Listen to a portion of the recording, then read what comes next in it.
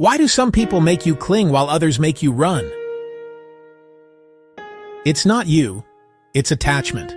Let me explain. Attachment styles are emotional blueprints from childhood. Secure folks feel safe and communicate. Anxious people fear loss and chase reassurance. Avoidant folks pull back to protect freedom. Disorganized feels like love and pain tangled together. Good news, you can change.